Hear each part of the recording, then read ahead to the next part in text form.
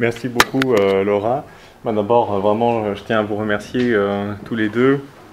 Je suis vraiment extrêmement heureux de pouvoir participer à votre séminaire, en fait, sur la philosophie transcendantale, en fait, qui est vraiment voilà, l'un des objets philosophiques qui me préoccupe sur le long terme depuis désormais bien longtemps. Et voilà, c'est autant une joie qu'une petite pression, en fait, de parler en présence, en fait, d'amis chercheuses et chercheurs, en fait, qu'on estime autant et avec qui on a plaisir à échanger. Alors, je vais essayer d'expliquer un petit peu quel est le projet qui va m'occuper aujourd'hui dans les grandes lignes, avant de me lancer, en fait, dans la démonstration à proprement parler. Donc, en fait, si on part de la manière dont la philosophie transcendantale est définie par Kant dans la critique de la raison pure, en particulier, en fait, dans une formulation canonique de l'introduction de cette critique, eh bien, en fait, elle est la science ou la philosophie ou la connaissance qui s'occupe moins en général d'objets que de notre mode de connaissance des objets, en tant que celui-ci doit être possible a priori. Il y a un système, en fait, de concepts qui se préoccuperait effectivement de ce problème, s'appellerait la philosophie transcendantale.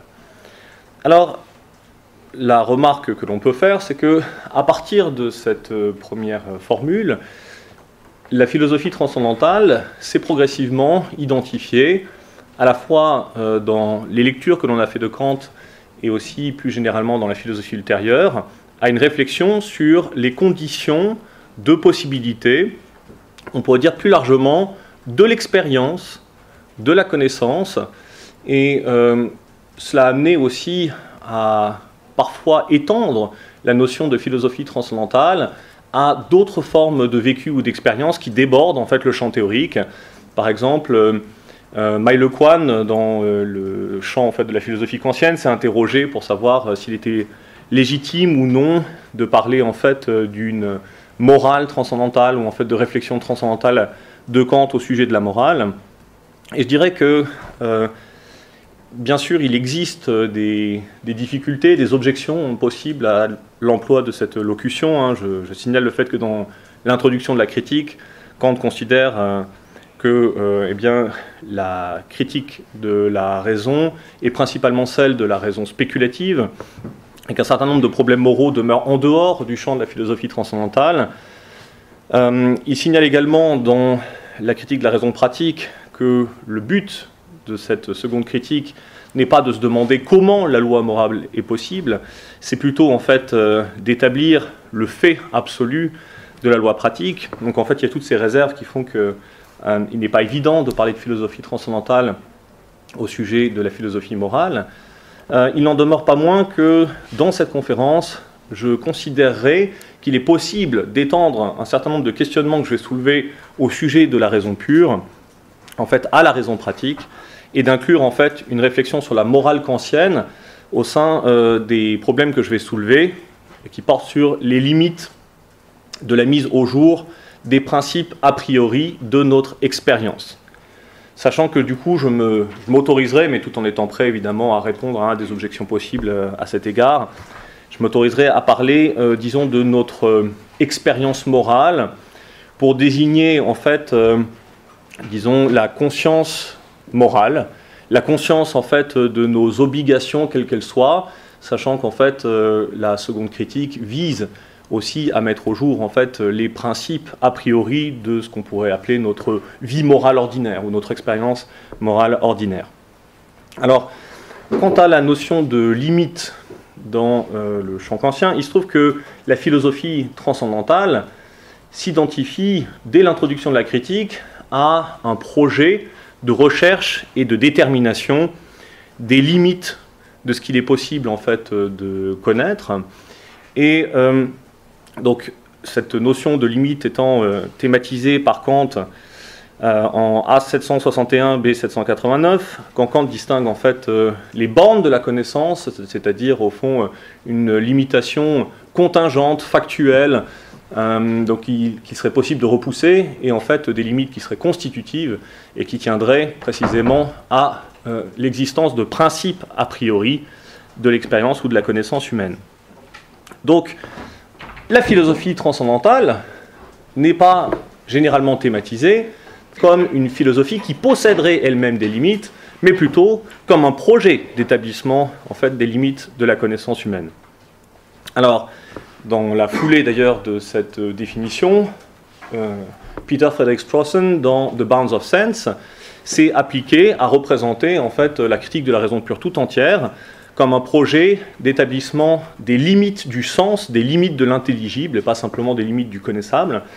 Je le cite, il dit que d'un côté, Kant soutient qu'une certaine structure minimale est essentielle à toute conception de l'expérience, telle que nous puissions nous la rendre vraiment intelligible, et de l'autre, il soutient que la tentative d'étendre au-delà des limites de l'expérience l'ensemble des concepts de cette structure ou de tout autre concept ne peut conduire qu'à des déclarations vides de signification, empty of meaning, de sorte que Kant se battrait simultanément contre le rationalisme dogmatique qui outrepasse la limite supérieure du sens, tandis que l'empirisme classique manquerait la limite inférieure du sens, ce qu'il faut au moins présupposer pour pouvoir effectivement parler de façon intelligible ou concevoir une expérience de façon intelligible. Alors la question que je vais poser va prendre à revers cette détermination de la philosophie transcendantale comme science des limites. Je vais me demander s'il est possible de considérer que la réflexion sur les conditions de possibilité, sur les principes a priori de notre vie humaine, au plan théorique et pratique, est capable de formuler des principes universels et nécessaires, sans produire par là une exclusion de très larges catégories de populations humaines, en fonction de la classe, du sexe, de l'âge, ou encore de handicaps et de maladies diverses. Alors je vais essayer d'expliquer pourquoi je pose cette question, quel est au fond son sens. En fait, le problème qui sous-tend cette question directrice, c'est la suivante. Est-ce qu'on comprend exactement ce que pense Kant quand on interprète les notions d'universalité et de nécessité pour en venir à affirmer qu'un principe universel et nécessaire est un principe qui est nécessairement et universellement connu et admis par tout être humain? La nécessité conférée par la philosophie transcendantale à tel ou tel principe de possibilité de l'expérience signifie-t-elle que ce principe structure nécessairement la vie sensible ou la vie morale de tout être humain? L'universalité conférée par Kant au principe de la raison pratique signifie-t-elle que les dits principes sont universellement présents à l'esprit de tous les êtres humains et qu'ils ont une existence en quelque sorte cognitive universelle? La nécessité signifie-t-elle l'existence nécessaire pour nous? L'universalité signifie-t-elle l'existence universelle pour nous? Et encore, on pourrait dire, cela pose la question de savoir exactement qui est ce nous en question ici, en fait, dans le questionnement. Et au fond, au cas où la réponse à ces questions serait négative, que signifie exactement l'universalité et la nécessité mises au jour par la philosophie transcendantale en leur quasi-acte de naissance chez Kant? La thèse que je souhaite défendre, c'est l'idée que la philosophie transcendantale, au plan théorique, et dans son pendant, donc voilà, modulo réserve de la raison pratique, aboutissent de façon non accidentelle à conférer aux notions de nécessité et d'universalité un statut non descriptif, un sens foncièrement normatif vis-à-vis de ce qui mérite ou non d'être considéré comme une authentique expérience, une authentique connaissance ou une authentique expérience morale, si l'on me passe cette dernière expression. Ce sens normatif remplit diverses fonctions de démarcation et de hiérarchisation relativement à l'humanité. Alors la manière dont je vais en fait procéder, je vais vraiment très brièvement rappeler, mais parce que c'est la chose bien connue, comment les concepts d'universalité et de nécessité interviennent dans la raison pure et la raison pratique, mais là j'irai vite. Dans un deuxième temps, je vais rappeler, comme ça a été au cœur de mes recherches jusqu'ici, en quoi, en fait, cette nécessité et cette universalité, eh bien, Kant refuse de leur reconnaître la moindre innéité. À partir de là, dans un troisième temps, je montrerai que nécessité et universalité qui sont prêtées par Kant au principe a priori ont une fonction qui est normative et non effectivement descriptive relativement à l'humanité, ce qui va aussi à revers de la manière dont on lit Kant d'habitude, pour effectivement essayer de mesurer quel est à la fois l'intérêt, l'originalité de la conception kantienne de l'a priori, et essayer de soutenir qu'en fait il était inévitable que, à ses yeux, certains sujets humains soient privés de ressources leur permettant de s'élever à la maîtrise des concepts et des principes de l'entendement pur ou des principes a priori de la raison pratique. Alors donc, sur le premier point que je voudrais bref, en fait, on a tendance à comprendre en fait, de manière courante la nécessité comme en fait, ce qui ne peut pas être autrement, et l'universalité comme ce qui est sans exception. Mais en fait, sur cette simple base, on ne peut pas parvenir encore exactement à comprendre ce que Kant signifie quand il affirme qu'il existe des principes universels et nécessaires de la connaissance humaine. En fait, ces principes, on pourrait être tenté de penser qu'ils signifient en fait un mode de présence dans l'esprit de tout être humain. Et on pourrait dire par exemple que pour les principes de l'expérience tels que tout changement possède une cause, ou effectivement toute sensation en fait, comprend un certain degré, eh bien, on pourrait croire que la nécessité que prête Kant à de tels principes signifie qu'ils doivent être reconnus, qu'ils doivent être pensés, admis et mis en œuvre en quelque sorte, au moins de façon implicite, dans la manière dont l'expérience a lieu ou dans la manière dont la connaissance est édifiée. Quant à l'universalité, qui est chez Kant donc le corrélat de la nécessité, et qui s'en distingue à peine selon les formules de l'introduction, eh bien, elle signifierait qu'en fait, il pourrait être impossible de trouver un être humain dont l'expérience et la connaissance en fait, ne soient pas soumises aux principes évoqués, tout changement possède une cause, par exemple, ou en fait au principe d'une soumission, effectivement, aux formes de la spatio-temporalité. Dans le champ de la raison pratique, on sait que Kant prête aux lois pratiques un caractère nécessaire et un caractère universel dès le premier paragraphe de la seconde critique. En fait, et on pourrait souhaiter comprendre cela en estimant qu'un principe pratique a une nécessité au sens où il s'imposerait nécessairement, immanquablement, à la volonté de tout être rationnel. On pourrait comprendre aussi son universalité en référence au fait qu'on ne pourrait pas trouver d'exception, qu'il n'y aurait pas au fond d'être humain qui n'aurait pas la reconnaissance de la loi morale, qui en fait serait absolument sourd à sa présence. D'ailleurs, ce qui semble consonner avec, disons, la factualité absolue que Kant prête à l'impératif catégorique. Alors, ce qui va m'intéresser aujourd'hui, parce que tout ça me semble, disons, relativement bien connu, et ça me semble être en fait une sorte de compréhension encore relativement dominante de l'universalité de la nécessité, ce que je veux faire, c'est plutôt essayer de montrer qu'en fait, cette interprétation se heurte frontalement au fait que Kant refuse de reconnaître aux principes théoriques et pratiques le moindre caractère inné. Alors, pour la raison pure, il se trouve que l'introduction de la première critique commence par une phrase qui est à cet égard absolument sans équivoque, et qui est que toute notre connaissance commence avec l'expérience. La radicalité en fait, de ces conséquences est rarement mesurée. En fait, pour Kant, dès la dissertation de 1770, au paragraphe 8, eh bien, on ne trouve pas de principe en métaphysique qui soit absolument inné. Tous les concepts, y compris ceux de l'entendement pur, sont acquis. Il les déclare abstraits sur la base en fait, de l'activité de l'entendement qui s'est exercée au fond au cours de la vie.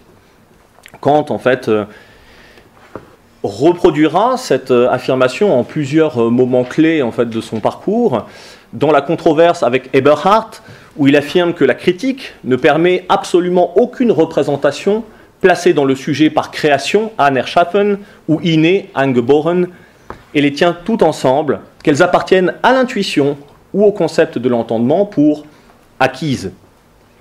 Bon.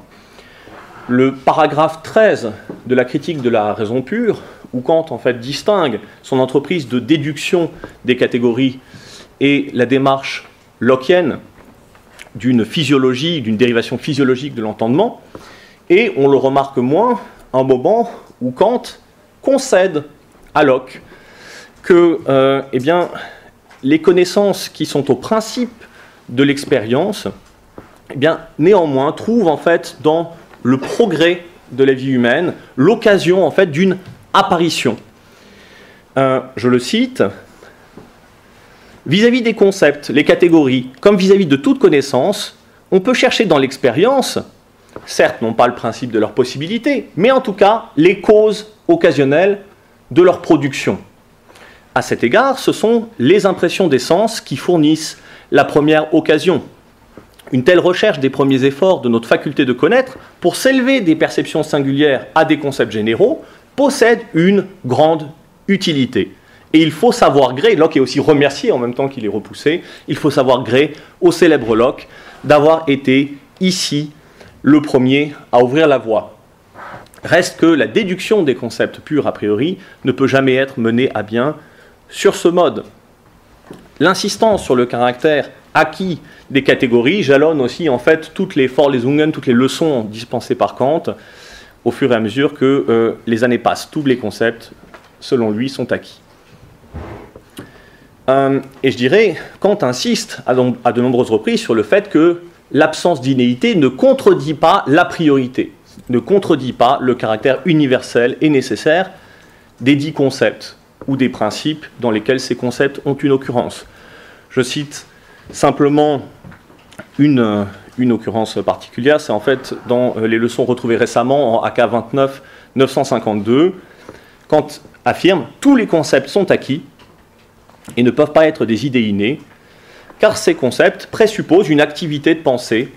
Malgré cela, il existe des concepts a priori, des intuitions a priori, des propositions et jugements a priori. » Dans le champ de la raison pratique, on retrouve un semblable dispositif. En effet, Kant insiste dans ses réflexions sur l'éducation sur le fait que, je le cite, « de toute évidence, l'enfant ne possède aucun concept des mœurs. » Aucun. Alors, l'enfant auquel il est fait ici allusion est en fait le tout petit enfant, celui qui n'a pas encore 7 ans et qui n'est pas encore l'enfant nommé dans la critique de la raison pratique, l'enfant capable de comprendre l'injustice qui a été faite à Anne Boleyn lorsqu'elle a été condamnée à tort par Henri VIII, ou alors effectivement l'enfant capable de comprendre qu'on doit restituer quelque chose qui a été prêté et à qui il est donné un âge très précis. Dans la doctrine de la vertu, au paragraphe 29, Kant considère que la nécessité d'un enseignement de la vertu résulte du fait qu'elle n'est pas innée.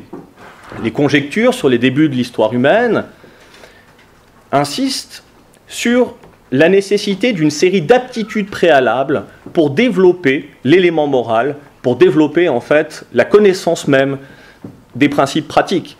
Et il mentionne l'aptitude à s'exprimer, l'aptitude à parler en enchaînant des concepts, en vue de développer un élément moral et une aptitude morale. En fait, il est assez clair qu'aux yeux de Kant, et de nombreux textes, je ne le mentionnerai pas ici, montrent que savoir parler est quelque chose qui advient au cours de l'existence et au cours de l'histoire humaine. C'est-à-dire qu'il y a eu des générations humaines, en fait, où pour Kant, le langage n'avait pas cours. Il y a des moments de l'existence, les premières années de la vie humaine, où en fait l'enfant ne maîtrise pas le langage, de sorte que l'acquisition des principes pratiques, si elle suppose le langage, ne se produit pas donc dans les premiers instants de l'existence, à l'occasion immédiate et directe, en fait, des premières sensations. L'homme brut, qui peut être aussi bien l'enfant que surtout, en fait, un homme antérieur à l'existence dans les sociétés, mais qui fait écho, en fait, à la figure de l'enfant, eh bien, pour Kant, il n'a pas de devoir. L'homme brut n'a pas de devoir, car il n'a pas la notion de ceci. Il ne connaît pas la loi. Et faut-il rappeler ici encore la définition de la minorité présentée dans la réponse à la question « Qu'est-ce que les Lumières ?» où la minorité est associée à l'incapacité de véritablement penser par soi-même, et on pourrait dire se conduire par soi-même. Cette aptitude, au fond, à se conduire et penser par soi-même, supposant une maîtrise développée et acquise, en fait, d'un certain nombre de principes. Bon. Sur cette base, que signifie exactement l'universalité et la nécessité prêtées par Kant au principe a priori? Pour la raison pratique, la raison théorique tout d'abord. La nécessité des principes a priori signifie, premièrement, l'impossibilité pour un esprit pensant de ne pas reconnaître la vérité de ces principes s'il veut bien la considérer et s'il en a les moyens. Et j'insiste du coup sur ces deux conditions. Elle signifie en outre que la reconnaissance de la vérité des principes en question est indispensable si l'on souhaite comprendre la possibilité de l'expérience et de la connaissance en général, lorsqu'une expérience ou une connaissance ont lieu. Nouvelle condition. L'universalité des principes a priori signifie qu'on ne peut pas concevoir d'exception à ces principes et que leur vérité doit pouvoir faire l'objet d'une reconnaissance par tout esprit pensant sans exception, s'il en a les moyens, s'il y réfléchit et en a les moyens, s'il s'est élevé jusque-là. Bon.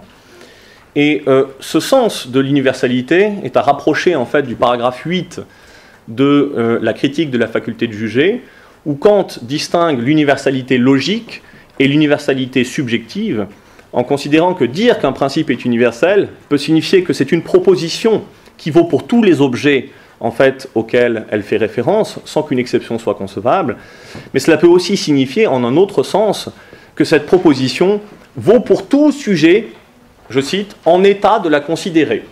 En état de la considérer.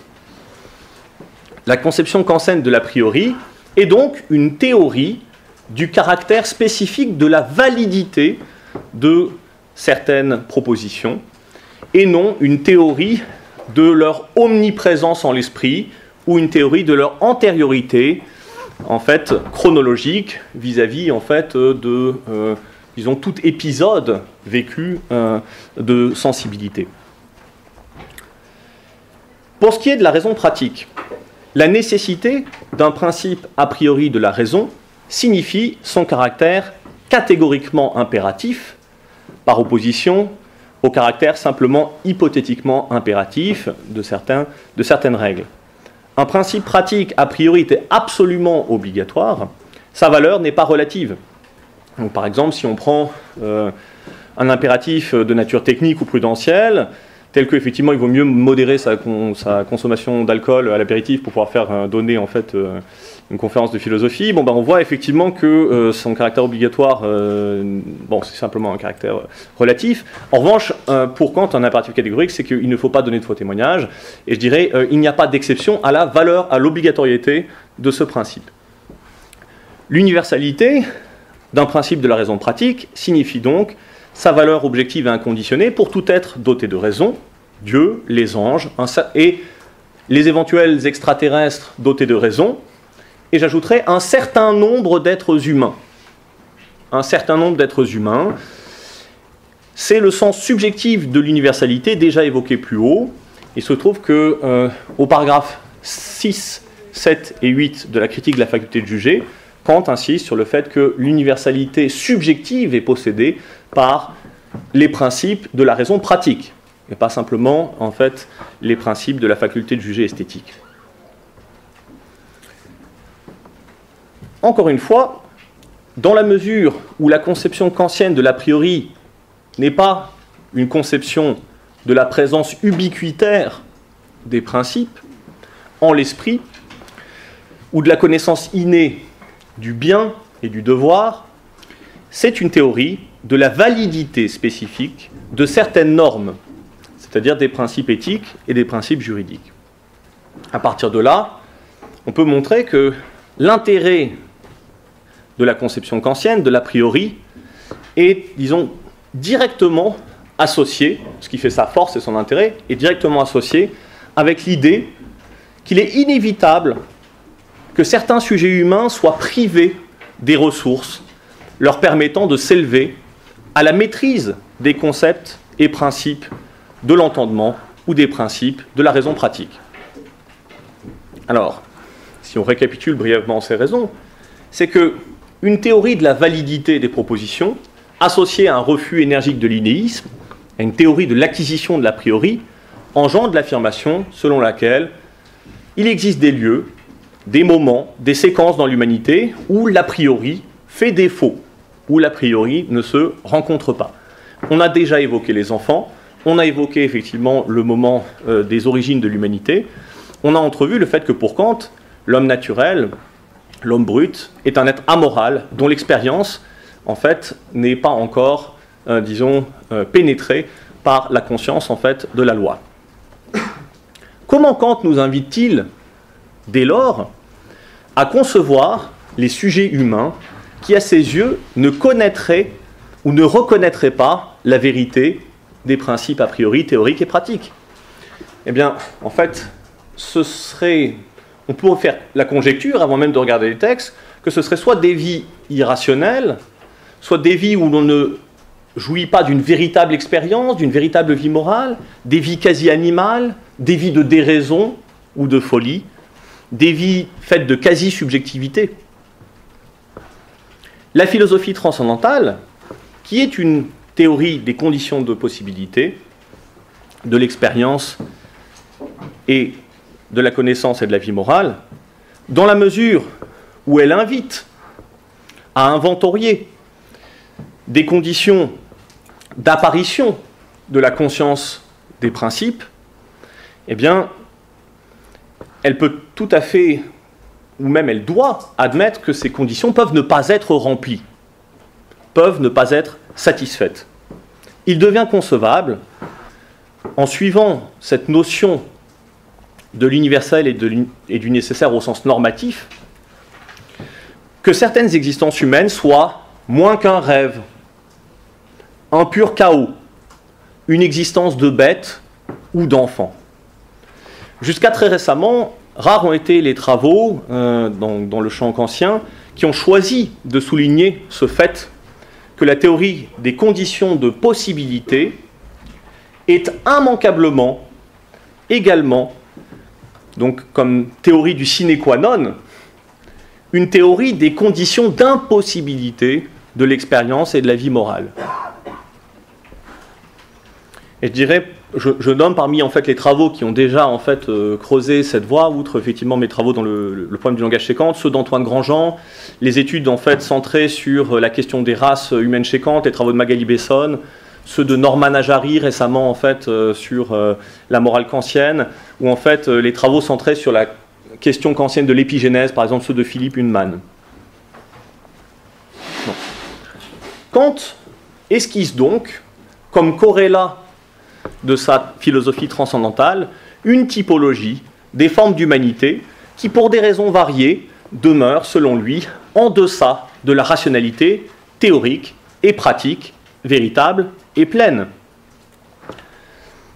Dans le problème du langage chez Kant, j'ai souligné par exemple la façon dont Kant estime que les sourds de naissance, qui n'accèdent pas en fait à la maîtrise d'une véritable faculté linguistique, Kant avait tort évidemment, c'est un jugement d'époque, mais en fait si ça avait été le cas à ses yeux, la conséquence était que, je souhaite, je cite, pas je souhaite, certainement pas, la conséquence c'est que les sourds de naissance ne peuvent jamais accéder à plus qu'à un analogone de la raison.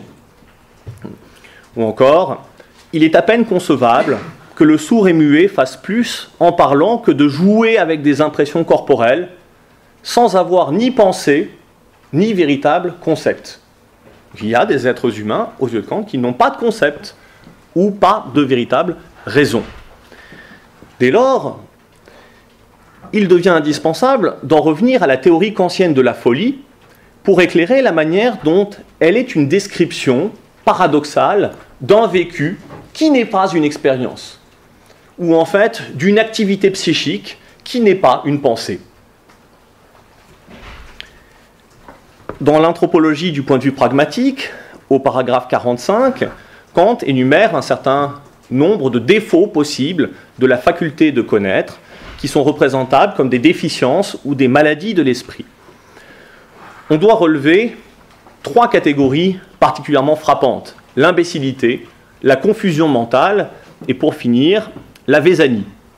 L'imbécilité, pour Kant, n'est pas simplement une altération qualitative en fait de l'expérience ou de la connaissance, c'est tout simplement, je le cite, une déficience totale de l'esprit, comme une privation de l'esprit. L'imbécile, je le cite, n'accède même pas à l'usage animal de la force vitale, comme les crétins du Valais, ou ne parvient qu'à une imitation purement mécanique des actions extérieures qui sont possibles aux animaux, comme couper ou creuser. On ne peut pas dire que l'imbécilité, à ses yeux, est une maladie de l'âme simple, c'est une, je cite, absence d'âme. Absence d'âme. De même, la confusion mentale, qui est l'incapacité d'établir entre ces représentations l'enchaînement requis pour la possibilité de l'expérience, bon, eh bien on voit qu'elle est donc une forme de vie où l'expérience n'a pas même lieu, aux yeux de Kant. Donc, on voit ici là, un passage particulièrement emblématique du rapport avec la déduction transcendantale.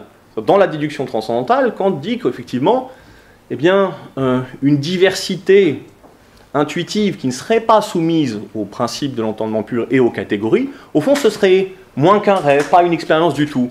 Mais ça veut dire que si effectivement certaines expériences sont supposées ou sont effectivement non correspondantes en fait à l'établissement kantien de l'a priori, eh bien, on aboutit à une forme d'humanité sans expérience.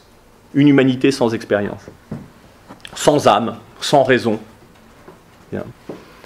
La vésanie, à son tour, est décrite non pas simplement comme un désordre, une déviation positive relative aux règles de l'usage de la raison, c'est une déraison positive. Et je note en passant que pour la confusion mentale, donc incapacité d'établir entre ces représentations l'enchaînement requis pour la possibilité de l'expérience, Kant nomme en particulier les femmes. Il considère qu'elles sont particulièrement nombreuses dans les maisons de fous à cause de leur aptitude naturelle au bavardage et sont du coup le plus souvent soumises à cette maladie. À partir de là, effectivement, nous sommes également invités à revenir à la manière dont Kant décrit l'expérience, en est une, morale des femmes, dans ses réflexions sur les sentiments du beau et du sublime. Ces termes frappent tout particulièrement.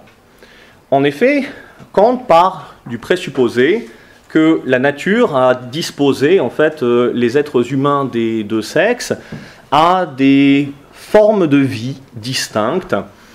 Les femmes, selon lui, sont destinées par la nature à être belles et à plaire. Et en fait, toute la description qui est donnée en fait, de l'existence féminine se fait relativement à ce présupposé.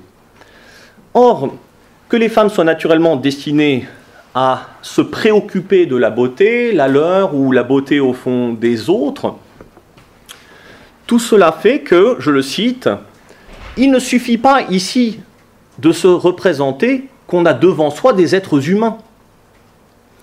Il faut en même temps ne pas perdre de vue que ces êtres humains ne sont pas d'une même sorte. » Alors on pourrait dire, là on a quelque chose qui pourrait ressembler effectivement à du Platon dans le livre 5 de la République, mais Kant va plus loin.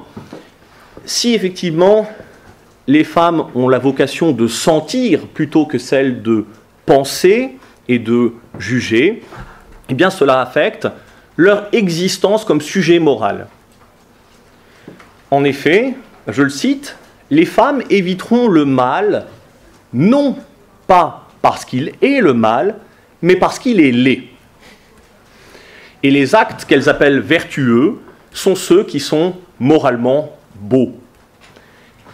Pas de « on doit », pas de « il faut », pas d'obligation. » En fait, la profondeur de ces formules me paraît tout à fait significative. C'est-à-dire que, ici, la différence sexuelle et ce qu'elle est supposée entraîner aux yeux de Kant fait que les femmes peuvent être redéterminées comme en fait des existences humaines sans authentique reconnaissance de la loi, sans reconnaissance du caractère absolument obligatoire de la loi. Je cite encore, donc pas de on doit, pas de il faut, elles ne font une chose que parce qu'il leur plaît de le faire, et l'art consiste à faire que cela seul qui est bon leur plaise. Kant propose aussi par ailleurs, dans le même opuscule, une typologie en fait des populations humaines en fonction de déterminants géographiques et en référence à ce qui sera bientôt sa pensée de la race, en considérant par exemple que l'on trouve des coutumes en certaines régions du globe qui attestent au fond d'un défaut de reconnaissance de certains principes pratiques. Il nomme par exemple les coutumes indiennes de sacrifice volontaire des femmes sur le bûcher, le grotesque et le monstrueux chez les Chinois, et achève en fait par des propos sur les nègres d'Afrique. Alors, la différence entre les races lui paraît si essentielle, si grande, qu'en fait, elle affecte toute une série de capacités. Et ces capacités sont également des capacités intellectuelles et, en l'occurrence, surtout morales. L'anthropologie, du point de vue pragmatique, considère effectivement que l'homme intérieur est connaissable à partir de l'homme extérieur, de sorte que le naturel peut être reconnu comme disposition au bien pratique. Donc il y a au fond des dispositions naturelles qui peuvent faire que le bien pratique n'est pas pleinement reconnu. À partir de là, eh bien, il me semble également non accidentel que la philosophie transcendantale, dans l'acception qu'elle confère à l'universel et au nécessaire comme forme de validité, et non pas forme d'omniréalisation, de réalisation ubiquitaire, eh bien, aille de pair avec une conception de l'éthique, de l'éducation et de la politique fondamentalement paternaliste et disciplinaire. Kant considère ainsi qu'en fait, ceux qui ne sont pas capables de reconnaître les principes pratiques par eux-mêmes, au premier rang desquels, au fond, les enfants, mais également les êtres humains qui méritent d'être placés sous tutelle, soient effectivement référés par la force et la contrainte à des normes en fait qu'ils n'admettent pas. Je cite l'anthropologie du point de vue pragmatique, donc paragraphe 48. Quand un homme sain par ailleurs est frappé d'incapacité dans l'usage particulier de son entendement pour les affaires civiles, on dit alors qu'il est sous tutelle. Si cette incapacité est due non à la maturité de l'âge, non, est due à la non-maturité de l'âge, c'est la minorité. Quand elle repose sur des dispositions légales, on l'appelle alors tutelle civile ou légale. Et Kant établit en fait un parallèle entre la tutelle parentale, la tutelle des chefs d'État, la tutelle des maris vis-à-vis de leurs femmes, avec à chaque fois effectivement la même justification, l'absence d'un entendement qui reconnaît les principes, l'absence d'une raison qui reconnaît les principes de la raison pratique. Tout l'enjeu de l'éducation, chez Kant, on le sait, est le suivant: comment unir la soumission sous une contrainte avec la faculté de se servir de sa liberté? Dans le cas du jeune garçon, on peut espérer qu'effectivement la contrainte amène, par paliers, progressivement, en fait, à reconnaître en soi une loi qui finit par être, en même temps qu'elle est intériorisée, eh bien, l'objet d'une législation de la raison pratique pleinement développée. Mais l'homme est essentiellement un animal qui a besoin d'un maître, chacun risquant toujours, en fait, d'abuser de ses capacités naturelles si on n'impose pas, au départ, l'autorité des lois. Et comment ne pas faire, dès lors, le lien avec la description dans la géographie physique des Indiens comme peuple ayant comme unique passion le goût en fait de la liberté naturelle, ayant besoin au fond que la loi ou la contrainte leur soit imposée de l'extérieur. Comment ne pas faire le lien avec aussi les propos des leçons sur, disons, la nécessaire formation par la contrainte des populations noires. Je le cite, « Les Noirs sont susceptibles de culture, ils peuvent connaître une Bildung, mais alors il faut les dresser. » Donc, la justification même de l'asservissement est chez Kant paternaliste. C'est qu'elle se fait aussi au nom d'une élévation par la contrainte d'autrui, disons, à la hauteur de la validité des normes, de la validité absolue des normes. Je dirais que l'invention kantienne de l'universel, c'est pas son unique invention, mais en tout cas, une des inventions modernes de l'universel en contexte kantien, n'a pas un lien accidentel avec le dispositif paternaliste qui a présidé en fait à l'essor contemporain de l'impérialisme européen. Je cite Kant, « De nombreux peuples ne progressent pas par eux-mêmes, les Groenlandais, les Asiates, etc., etc. C'est donc d'Europe qu'il faut que cela vienne, avec l'idée que l'humanité européenne reconnaît des principes universels, c'est-à-dire dont la validité absolue peut être imposée à ceux qui ne la reconnaissent pas. » La doctrine du droit, d'ailleurs, même si elle évoque la colonisation européenne de l'Amérique du Sud et de l'Afrique en termes critiques, eh bien, continue de coexister avec en fait, des réflexions des mêmes années où Kant considère qu'en fait, un certain nombre de nations ne peuvent pas se perfectionner par elles-mêmes, de sorte que c'est d'Occident, je cite, c'est d'Occident que le progrès continuel de l'espèce humaine vers la perfection, effectivement, doit provenir. Quelques éléments de conclusion. La conception kantienne de l'a priori, et donc plus généralement de l'universalité et de la nécessité des principes, est donc une conception de leur validité et de leur statut normatif, non une théorie de leur omniprésence dans l'humanité effective.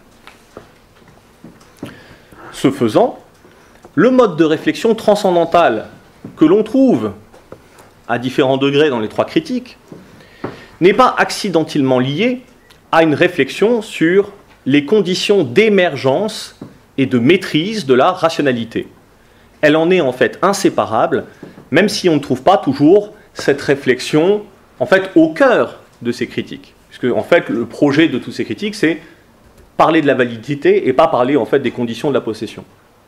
Mais au fond, cette autre enquête est toujours réindiquée à l'intérieur en fait, de chaque critique. Les enfants sont dans la deuxième critique, la question de l'épigénèse et l'allusion à Locke sont dans la première critique. Dans la troisième critique, on a aussi toutes les réflexions sur le processus de culture, en fait, dans la critique de la faculté de juger téléologique. Bon. Le racisme, le sexisme, le validisme même, le paternalisme imprègnent régulièrement les conceptions de l'universalité et de l'a priori, voire la philosophie transcendantale en général, à la mesure du fait qu'elles ont imprégné la conception kantienne, qui est peut-être effectivement la plus célèbre. Je me permets de renvoyer ici en fait à Husserl et à la crise de l'humanité européenne et de la philosophie, où Husserl affirme que en fait la spiritualité humaine, qui a à voir effectivement avec l'universel et le nécessaire, est néanmoins fondée dans la corporéité et pour cette raison attachée de façon privilégiée à l'Europe. Donc Husserl, comme Kant, affirme simultanément que eh bien, la marche et le développement de l'esprit fait apparaître des normes universellement valables et simultanément que eh bien, la raison est un degré dans le développement de l'humanité, de sorte que si l'on compare l'homme raisonnable et le papou, eh bien, certes, on peut bien dire que le papou est lui aussi un homme, mais je cite, « De même que l'homme et le papou lui-même représentent un nouveau degré dans l'animalité, précisément celui qui s'oppose à la bête, de même, la raison philosophique représente un nouveau degré dans l'humanité et dans sa raison. » L'ensemble de ces remarques ne revient pas à dire qu'un inéisme leibnizien, comme théorie de l'universel et du nécessaire, serait préférable à l'apriorisme kantien. En effet, le risque de formuler une théorie normative de l'universel et du nécessaire existe tout autant pour l'inéisme. On pourrait dire qu'il y a des défauts congénitaux. Le problème serait de dire qu'il y a des formes d'humanité qui sont congénitalement, au fond, en dehors, disons, de l'universel ou en dehors du nécessaire. Donc, il me semble que le véritable enjeu pour nous démarquer aussi de cette histoire de pensée de l'universel serait peut-être de formuler, plutôt qu'une réflexion transcendantale a priorique, une théorie authentiquement descriptive et empiriquement informée des structures et des formes variées des expériences humaines, et aussi avec leur dimension théorique et pratique. Notre tâche contemporaine, à mon sens, comme historien de la philosophie d'abord, et comme philosophe également, est de travailler à ne pas confondre au sujet de l'a priori ou de la philosophie transcendantale, l'histoire et la géographie, le principe de générosité dans l'interprétation et la constitution d'un roman philosophique, analogue d'ailleurs à ce que l'on nomme couramment le roman national. On travaille régulièrement en philosophie à opposer, par exemple, le sens kantien de l'a priori, ce qui surplombe l'histoire, les expériences de toutes sortes, et les a priori au sens des préjugés. Mais cette opposition a bien sûr de solides raisons. Mais il n'est pas judicieux d'en faire une pétition de principe. À bien des égards, diverses affirmations kantiennes qui mettent en jeu l'incarnation anthropologique et socio-historique de l'a priori sont en réalité des opérations de renforcement théorique de divers a priori au sens péjoratif du mot. Diverses normes pratico-politiques présentées comme des impératifs catégoriques sont bien des a priori au sens en fait de préjugés non interrogés. En vérité, mettre au jour les formes de l'expérience, de la connaissance, de la vie morale, doit constituer un travail où la philosophie a à se mettre toujours à nouveau à l'écoute de l'expérience, et la critique de la raison doit être alimentée à l'histoire, aux travaux contemporains portés par celles et ceux qui ont historiquement été exclus de l'universel et du nécessaire, c'est-à-dire au fond les études psychogénétiques sur la petite enfance, les études féministes, les études postcoloniales, la psychiatrie clinique, l'histoire de la folie, etc., etc. Et je conclurai par, disons, une référence, disons, à une réflexion de Judith Butler sur l'universel et le problème, au fond, de la réappropriation, en fait, du concept de l'universel et du nécessaire, qui est à le faire en philosophie. Judith Butler, donc, dans Le pouvoir des mots, remarque qu'effectivement, un travail historique pourrait être de révéler le caractère étroit et exclusif des formulations historiques données de l'universalité, et remarque que cela peut faire partie du projet qui viserait à étendre et à rendre substantielle la notion même d'universalité. Ça ne l'exclut pas. Je la cite, « Affirmer que l'universel n'a pas encore été formulé, c'est insister sur le fait que ce pas encore est propre à la compréhension de l'universel lui-même. Ce qui reste irréalisé dans l'universel constitue son essence. L'universel ne peut commencer à être formulé qu'à travers les défis lancés à sa formulation existante. Et ce défi vient de ceux qui ne sont pas inclus en lui et qui n'ont aucun titre à occuper la place de sujet, mais qui, malgré cela, exigent que l'universel comme tel les inclue. Les exclus constituent en ce sens la limite contingente de l'universalisation, et l'universel, loin d'être proportionné à sa formulation conventionnelle, émerge comme un idéal postulé, ouvert et sans limite, qui n'est adéquatement exprimé par aucun ensemble de conventions données. Je vous remercie.